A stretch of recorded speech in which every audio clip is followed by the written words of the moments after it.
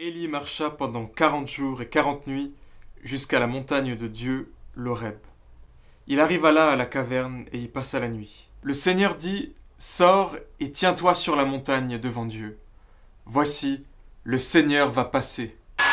Il y eut alors devant le Seigneur un vent fort et puissant qui érodait la montagne et fracassait les rochers. Mais Dieu n'était pas dans cette tempête. Il y eut alors un tremblement de terre. Mais Dieu n'était pas dans le tremblement de terre. Il y eut alors un feu.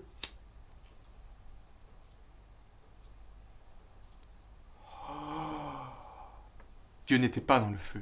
Et après le feu, une voix de fin silence. Et alors en l'entendant, Élie se voila le visage avec son manteau.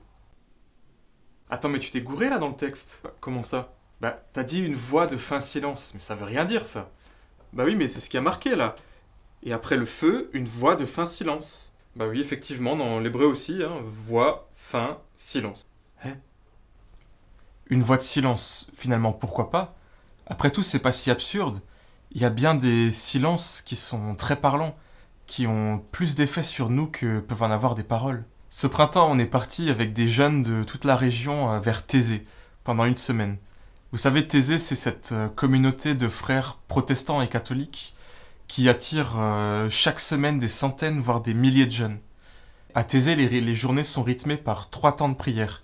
Un le matin, un à midi et un le soir. Le cœur de ces offices, c'est toujours un temps de silence qui est très long. On est là dans l'église, entouré de 4000 jeunes, entouré des frères, et on partage tous ensemble ce silence qui nous met devant Dieu. Et ces silences-là, ils résonnent dans le cœur encore très longtemps après. Dans la même veine, Mère Teresa aurait dit un jour à un journaliste qui l'interviewait et lui demandait ce qu'elle disait à Dieu dans la prière. Et elle aurait répondu, écoutez, quand je prie, je ne dis pas grand-chose, je fais silence et j'écoute Dieu. Alors le journaliste lui demande, mais Dieu, du coup, que vous écoutez, que dit-il? Et elle a répondu, vous savez, Dieu ne dit pas grand-chose, il se tait et il m'écoute.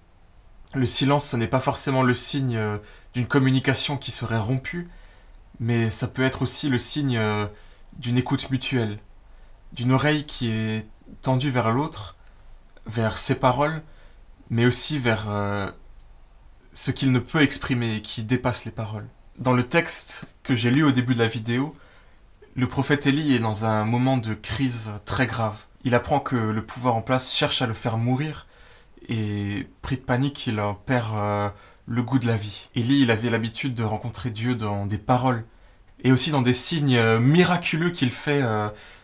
Tout le livre des rois nous raconte tous ces signes qu'il accomplit de vrais miracles. Il multiplie des pains, il ressuscite un enfant.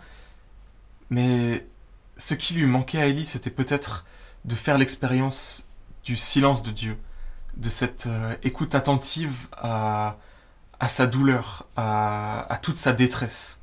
Cette détresse qui ne trouve pas forcément de réponse adéquate dans cette vie, et que Dieu reçoit simplement dans le silence en écoutant, mais cette écoute est déjà quelque chose de salvateur. On devrait peut-être cultiver davantage le silence, pour pouvoir avoir en nous la disponibilité d'esprit, pour nous mettre à l'écoute du monde qui nous entoure, et nous mettre à l'écoute de cette voix de fin silence dans laquelle Dieu se révèle.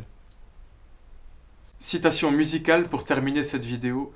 Je vais vous interpréter une composition de John Cage, un compositeur contemporain. Une chanson très surprenante qui nous invite justement à contempler le silence. C'est parti.